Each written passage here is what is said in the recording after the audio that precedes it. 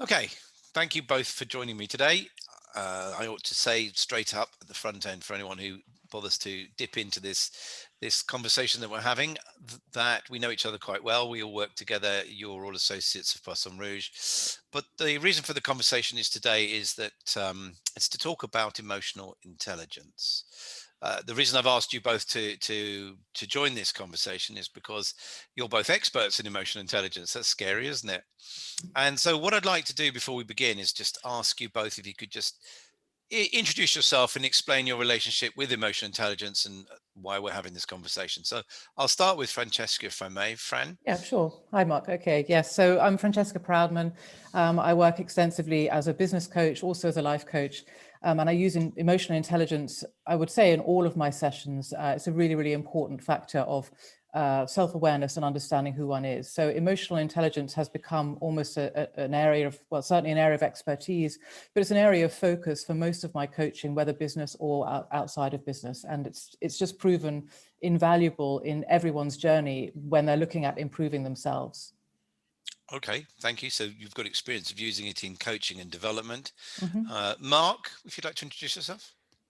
Well, I am Mark, and I again have a long-standing history of working with emotional intelligence, both in coaching, but probably more prominently for me in working with the training domain, helping people understand what it is, why it's seen as the difference that makes the difference, helping people from both a self-awareness, but ultimately a lot of the work is around leadership, about understanding how emotional intelligence can be such a big predictor of leadership potential, and why understanding and knowing more about it is a vital step in progressing along that.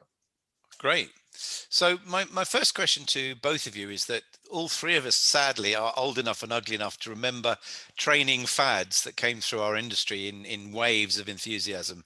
I remember when total quality management was a really big thing, and now if you ask someone what TQM stands for, they wouldn't have a clue. And so there are constant fads of things that suddenly everyone's focused. There was a big sort of swerve towards mindfulness for quite a few years, and that's still kind of hovering around in the background, but it's quietened down. But emotional intelligence has very much come to the fore. So my first question to both of you, I'll start with Fran, is do you think this is a fad? No, okay. Thank you for the question. No, absolutely, I don't. I think we've seen it now for quite some years in the UK, getting more and more popular. But I think as Mark was just saying, one of the most important areas for emotional intelligence is leadership. And changes in society are now happening so much quicker than ever before. And that includes how we lead the new generation and the new people coming into companies. So if anything, I think that the focus on emotional intelligence is going to get much bigger. And I think as we understand the brain more and the emotion system, I think that the developments in emotional intelligence are going to get far more exciting, whereby today we might be talking in terms of empathy being something that people are either born with, or they either have it or they don't, and it can't really be developed. I think there's already a movement in the direction of we can develop it. There are ways to change empathy, and I think we're really almost at the beginning of a very exciting growth with regards to our understanding of emotional intelligence and how to develop it. Okay, thank you for that. What about you, Mark? Do you have anything to add to that? It's a funny one to refer to it as a fad, in that it was seen as something we sort of kicked up around the 90s, and so therefore we're now at it being a more stable thing. But actually, it's been in studies, and sort of since the term social intelligence, I think, was the first coined term, goes back to the early 1900s. So it's actually been around for a significant period of time. The research builds on the research builds on the research. So we're at a much more established place to understand it, but continuing to learn more as we go along. As far as change, like Francesca mentioned, the idea of changing empathy, emotional intelligence itself is about understanding where you are. It's the awareness of your own blueprint, if you like. After that, you can say, which bits of this do I really like, keep those, and which bits of this do I need to work on, which bits don't really work for me, and ultimately, initially, change the behavior. So it's just such an amazing thing to find out, because often we don't think about these things. Are you really empathetic? Well, I can say empathetic things, but Am I empathetic? Do I really see and feel things from that person's point of view? Probably not, or maybe I do. It's about the individual at that point. But that's why it's such an amazing thing that now more people are being open to it rather than it being a new fad. So staying with you, Mark, for a second, can you give us, and it's going to have to be a condensed version because all three of us know the depth of this subject, but can you give us a sort of an easy pass at what the core components of emotional intelligence are? Yeah, so the big thing, everyone thinks about the emotional intelligence being able to the external, picking up on emotional signals, being able to adapt and recognize emotional states in other people. For me, it's two key things. It's that, and then it's the same thing within. So it's the interpersonal and the intrapersonal. So being aware of others' emotions, but also within oneself. Okay, so moving over to you, Fran, why is it important to be aware of other people's emotions and your own? What does it give us? I mean, some of my friends who are very, very senior CEOs in very large corporations now went to public school, and you daren't show any emotion because it would be regarded as weakness and you'd get beaten up. So the world has changed, but why is it so important now? Well, I think it's very important today that we have, I think this is one of the things that's changing, is that we are now starting to understand that understanding emotions and having emotions and expressing emotions is actually a form of strength, whether in men or women. So in the business world, being human, being contactable, is something that so many employees are asking for, and many of them are missing that in their managers and leaders, where they say, I need to feel that I can talk to them. I need to feel that they are affected when I'm struggling, when the company's struggling. And it's that human side that's really being focused on so much today. But on a mental health issue, and Mark, I'm sure we'll talk more about this later because he's the expert there, but the mental health side of things, if I don't understand what's going on in me, and if I can't embrace different parts of me emotionally and belief systems and everything else, then how can I be respectful towards other people's differences and what's going on in them? So I think it's a two-part process that's really important on a human level, as in how we respect one another, but certainly in business, it's a huge element around motivating one another, feeling comfortable around one another, being able to go the extra mile, showing courage. It's hard to be courageous in life and in business if I don't have a strong base upon which I've been built, and that includes my emotions. Okay, well, I think that's really important that you said it's about being human and about being contactable. I think that those are fundamental things. Mark, Fran mentioned mental health, and you are in the three of us, the resident expert and qualified in mental health training. Do you think that the current movement towards be confident to say I'm feeling vulnerable, be confident to say I'm suffering, reaching out for help, is that intrinsically part of emotional intelligence, or is that something else?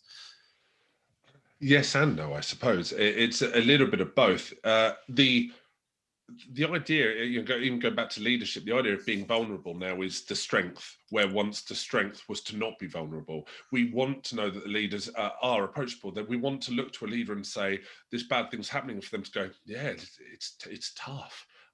But here's what we can do. So we want this to be action-centric. We want them to be accessible rather than this robot who doesn't respond. As far as the mental health, of course, it is all part of the same machine, but your resilience seems to be the link between your emotional intelligence, how easy you find it to handle stressful, pressure situations, how easy do you find it to talk about those things, to resolve all those things that enter the sort of the stress container that we each have. And then ultimately there's the world that we're in, being able to speak about it and talk about these things is part of the connection of mental health and resilience and the emotional intelligence piece. So yes, it is part of the same thing, but they are also treated as separate entities. So one can inform the other, but they are actually separate as well. Absolutely. Okay, so a question to both of you probably, but so in our working lives and in the work that we do for all of our clients at Poisson Rouge, we use various instruments to, I'm not going to say measure, but to assess people's perception, self-perception of their own emotional intelligence capability or competency. And you can correct my language, either of you, at any point if you'd like to. However, I have a question for you. What value is there in terms of us developing team performance or leadership performance if you help someone to understand their emotional intelligence profile, and their profile is very low, and therefore they're psychologically going, oh, well, I'm rubbish because I clearly have the emotional intelligence of a tree. So either of you, if you want to pick that up, I mean, is there a value in telling someone who really has no emotional intelligence at all that they have no emotional intelligence? And if so, how do we deal with that? I would go out on a limb and say that both Francesca and I have had experience of exactly this conversation at some point or another. The value is, in that moment, the answer to so many unanswered questions may well have just been revealed. You compared to most people have evaluated yourself on these scales. Now, aside from external factors playing a part to it, being at a real low point, having anxieties going on in the world right now, aside from all of those external factors that could have played a part, if that is a true representation, then hey, this is one of the most empowering conversations they're ever going to have, because if it doesn't work for them, what do you want to do differently behaviorally that can help you have a far greater and more significant impact, rather than allowing this to be the reason why? This is my reason why I'm not very good with people, or I'm not very good at passing on messages, or I'm seen as blunt, rude, or whatever it would be. So yeah, that would certainly be my answer. Okay, and a very good answer. So when you've experienced, we've all experienced it. I always tell the funny story how my son's girlfriend's father said, oh, you do this emotional intelligence stuff, would you profile me? And I said, yes, of course. And then I profiled him and realized that a tree would actually be better. And it was a very awkward conversation, but and a month later he got divorced. Anyway, moving on. So I have to ask another question, which is a strange question perhaps, but we work a lot with teams, and we work on how to help them develop their performance to optimize their performance in business. Well, I should point out here that our work focus is very much about business and not life. Mark, I know you work in mental health, which is all encompassing, and Fran, I'm sure you cross over, but I am very focused in Poisson Rouge. We only develop people within their business context. So the question is understanding your emotional intelligence going to make you more popular? Well, it's certainly going to make you more successful. And I think part of that will be your ability to blend and work with other people. The sense that you're talking about popular, as in will I be more loved or more liked, I think is not the most important part of the question, but whether I'll be more successful. And usually if I'm comfortable and able to communicate with more people, off the back of that, I will become more popular, whether that's relevant or not, popularity, but I'll certainly be more successful. Okay. So if somebody said to you, we have a finite amount of money and time to develop our people, should we look at their behavioral preferences, or should we look at their emotional intelligence first? Where would you start that conversation? This has been a long debated thing over all the years that I've been working with the two and everything in between. Is, given that the emotional intelligence is the rumbling that goes on inside, that means that the behavior that we observe, which one do you find out about first? Is chicken and egg? In many ways, I will prefer to do the behavioral piece first, because it's very accessible. It's also very safe language, as we describe behaviors in meaningful ways, talk about interactions with one another, and you'll find that more people group together behaviorally.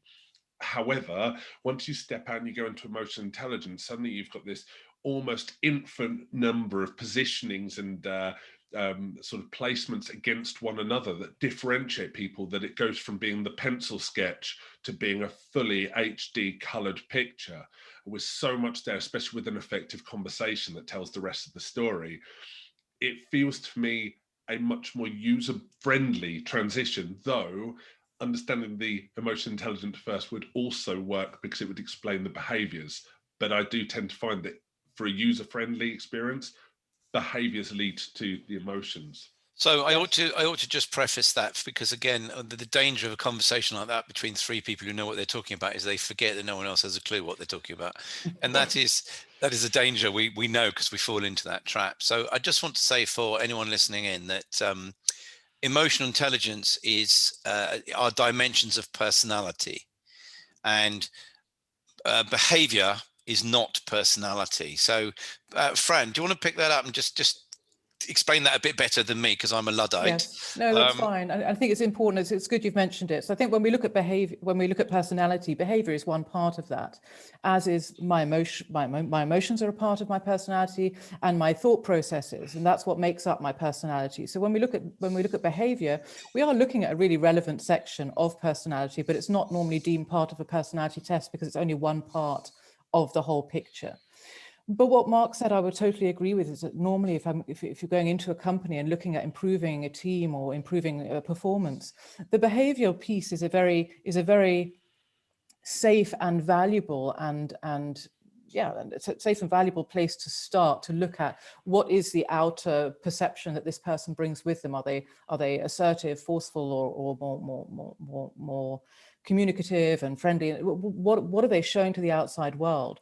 But if you really want to go deeper and help the person for themselves understand where things are coming from, whether they're hot-tempered or whether they are being understood as being cold, that's when the emotional intelligence piece is just so valuable, because the person walks away not just with understanding how they're interacting with others, but why things are the way they are.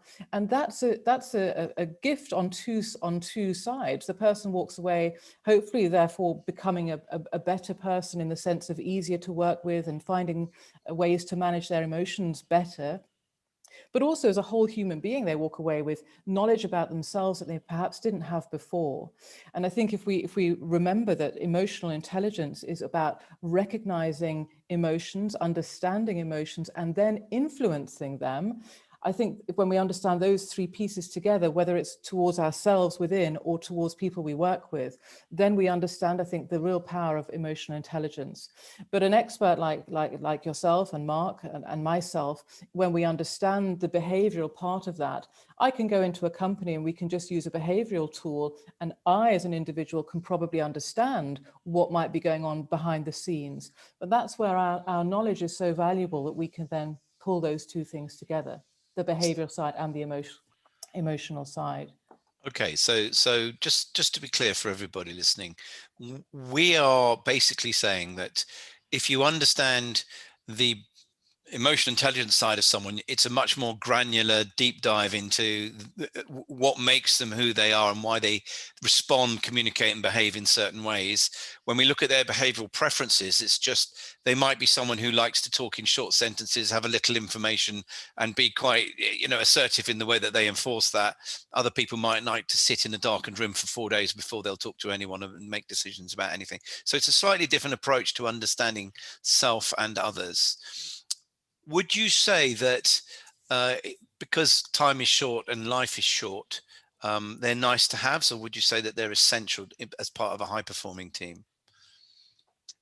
I would say they're Now absolutely essential. Sorry, Mark. Sorry. exactly the same phrase.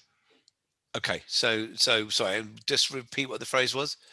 Absolutely essential. Okay, so they're absolutely essential. All right.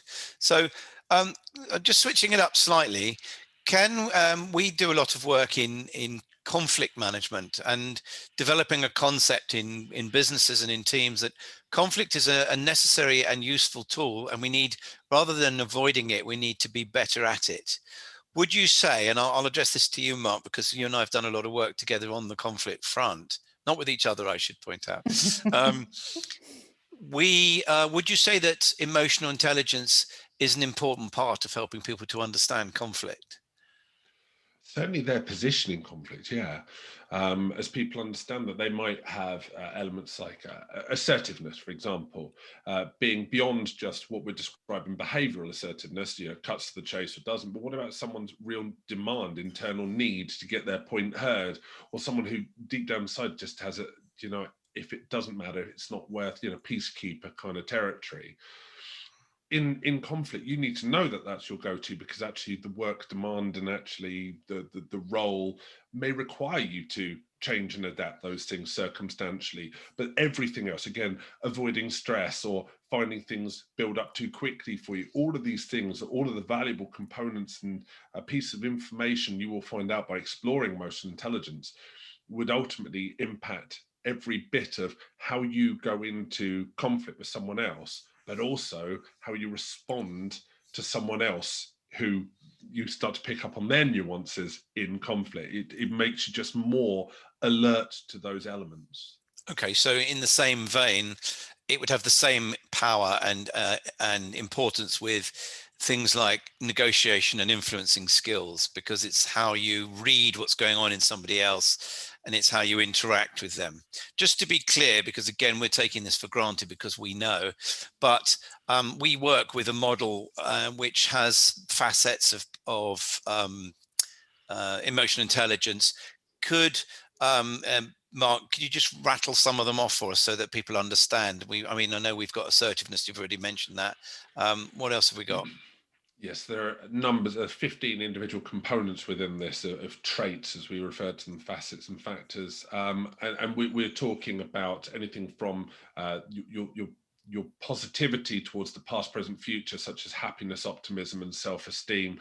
We then look at things like your ability to handle and process emotions, like emotion regulation, also then picking up on emotions in others, emotion perception, your valuing and starting and maintaining long-term relationships, right the way through to assertiveness and social awareness, being able to identify the right tone for the right situation. So it's everything. It's all parts of us. And actually, I think there's also, on top of all of that, the motivation, self-esteem, and you know how you feel about yourself, and kind of what gets you out of bed in the morning. So, so this stuff is really important. So, okay, so you would, I think we've all agreed that emotional intelligence is not a fad. It's very much been around for a very long time. It's an exploration of personality, and as Fran said, it very much helps you to help people to be more human, to actually understand their own emotions, understand other people's, communicate effectively along those lines, and appropriateness for any given situation, be it a commercial deal-making situation or a conflict situation or anything else. But if I can just add there, Mark, perhaps a point that might be relevant for some people who are thinking now for the first time about emotional intelligence, is that back to your story about sort of the emotional intelligence of a tree, when we're looking at how emotionally intelligent are we, there isn't sort of one ideal. So although we talk about, you know, there's an advantage in having more emotional intelligence, which is an understanding of what's going on. If somebody has, let's say, a lack of ability to what should we say, to perhaps regulate. Mark just mentioned the emotional regulation. Perhaps I'm not very good at regulating my emotions, and you can read everything on my face, whether I'm upset, angry, happy, excited. You can just read it there, and I'm unable or unwilling to regulate that. There are certain situations in life where that would be optimal, and there are certain situations in life where it could be negative for me to be absolutely unreadable. And so I think it's just an important point to just mention that there isn't just sort of one ideal. And certainly when we use emotional intelligence tools in business, we really need to look at what is the business going to require from you? What is the role going to require from you? And that's where it gets very exciting, because whether I'm working with little children, or whether I'm working as a leader, or whether I'm a missionary in Africa or something else, things will be, you know, different things will be required from me. And so different levels could be seen as positive or negative. Well, I mean, that's a point very well made. I think that I mean, it's a huge subject, this obviously, and I've just asked you both to sort of dip our collective toes into the pool, which is very useful. To finish up with, I'd just like to frame the reference for anybody who's, as you said, coming to this for the first time and think, oh yeah, it sounds quite important. Maybe I should get on that bus. How would you, you know, if you suddenly thought, we probably need to understand the emotional intelligence of the people in our leadership team, and or any team, but I'm using a leadership team as an example. What would be the process of understanding? Explain, for example, Mark, I'll jump to you. How do we go about interacting with our customers to help them understand their emotional intelligence? What do we do? What's the journey? often it's just starting by introducing the subject matter itself, exposing them to what emotional intelligence is, what it isn't, and starting to have that conversation. But then there are other assessments, ways of actually measuring emotional intelligence that, until you actually do such a measurement, we refer to them as psychometrics, until something like that is done, it's a great conversation to have. It's a great topic area to start to discuss, but you're always left thinking, I wonder where I'd position on such a scale. And sometimes you just don't know what you don't know until it's been measured in an appropriate way. So that's one of the things we do a lot with the clients. So just to give more depth to that, we encourage them to complete an assessment, which is done online. This gives them some very granular reporting on all the dimensions that you discussed before. It allows us to have coaching style or group development style conversations with them around things that they can think about individually that will help them to be more effective, as Fran said, both in business and in life, because it's self-knowledge, and self-knowledge is power. And so it's not something that should be regarded as a point in time, right? We've done that, we've ticked the box, we move on. It's something that stays with you all the time, and you should all revisited and can be revisited. And that was my other question, really. Does our emotional intelligence change as we go through life? So for me, I know that Francesca and I have had discussions on this. For me, without, and I always add in the caveat, without life-changing circumstance, which can be anything from an event, something, whether it be tragedy or extreme happiness, to whatever it would be, a moment which you can always pinpoint where something changes, and it changes for good. Without that, personality tends to be an incredibly stable construct. And I heard a psychologist once say, people say that personality doesn't change. They're wrong. People can change their personality. It's just that they don't. Right. Well, and as Mark well knows, I'll have to add there that I think for me, and generally I do agree with that. And I think personality is really a very stable construct. But if people choose and decide that they're not happy with who they are for whatever reason, change is absolutely possible. In my view, there's very little we can't change when we want to. I think actually agree with that. That's a really exciting, I think it's an exciting thought. And there's so much now about neuroplasticity. You can actually prove a lot of these things, but let's just take self-esteem. Somebody who's got low self-esteem is unlikely to be courageous, but come age 25, 30, 35, 40, age 60, perhaps, they might just decide, you know what, I now feel stronger in myself. I feel better about myself for whatever reason, whether they've worked on themselves with a coach or whether they've read books or they've just had an epiphany. And suddenly that person becomes very courageous, and not just their internal world has changed, but now that their behaviors are also going to change. So, and we could say that's, you know, an epiphany would be a big life event, but even with just self-work and self-awareness, if anyone is in themselves feeling less than extremely happy and they're struggling on an everyday basis with something within, if they tackle that, there'll be a domino effect as to what changes in their life, from their comfort around behaviors to how they feel within and how they behave in the external world and what comes back. I think that's a really exciting point. I think it's true as well. I mean, as a 58-year-old man, I can tell you that with age does come wisdom, and yes, you do change. Not only that, but I mean, I reference it to a conversation I had with a friend recently about doing a life laundry, just chucking out loads of things you've kept for years and years, yes, and years for no good reason. And one day you go, that's going in a skip. And then after you've done the life laundry, you do the friendship laundry, and you and a bit more challenging, that one. You suddenly think that person that I've been friendly with since I went to university hasn't called me for 4 years, and do you know what? I don't mind, but I'm not going to call them. And so it's very interesting. It's a fascinating subject. Yes. So listen, thank you both. It's been it seems when you interview people that are, if you like, have a vested interest to be on your side, because you both are senior associates of my company, it might be like, well, we're pushing against an open door, but I think you've given us a good insight into emotional intelligence and why it's important. And I hope it never becomes regarded as other valuable processes have become, like NLP, for example, as, you know, something that's a nice to have, or it got lost in translation and suddenly suddenly you meet someone who's done a bit too much NLP, and when you say, how are you? They go, no, how are you? So, We've all met those.